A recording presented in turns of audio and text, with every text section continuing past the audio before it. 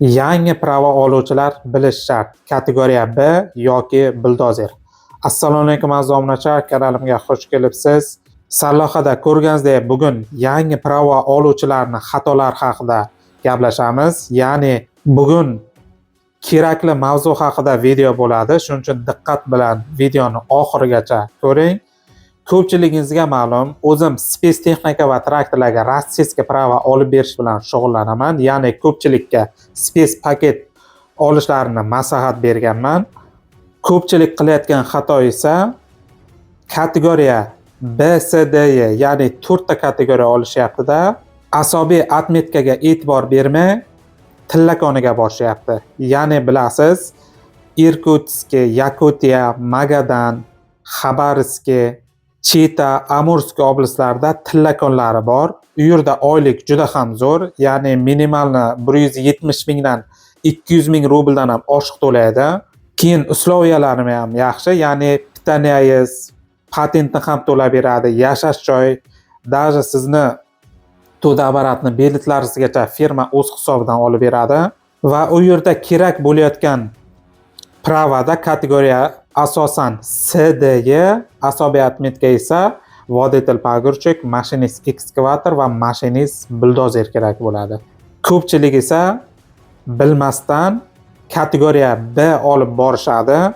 Ya'ni tillakonlariga umuman kategoriya B ni kerak yo'q. Uning o'rniga sizga mashinist buldozer asobiy atmetkasi kerak bo'ladi. Yoki dalada, ya'ni yer haydashga borib ishlayman degan akalarga ham xuddi shunday.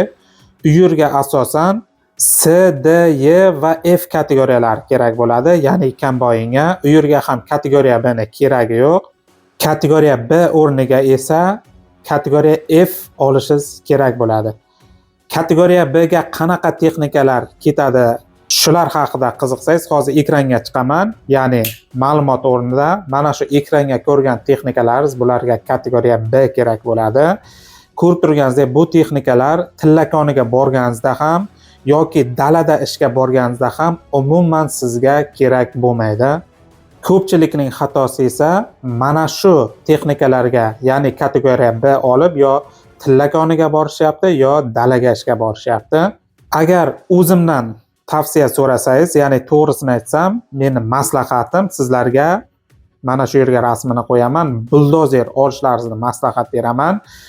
Buldozerning plus tomonlari ko'p, ya'ni birinchisi bu oyliklari normalni, yaxshigina oylik to'laydi buldozerga. Keyin buni o'rganib haydab ishlashingiz unchalik qiyin texnika emas, oson texnika va eng asosiysi bu gusenishniy texnika bo'ladi. Ya'ni sizda yo'lda hech qanaqa yezda kerak emas. Xuddi gusenishniy ekskavator kabi bemalol bitta obyektda ishlaysiz.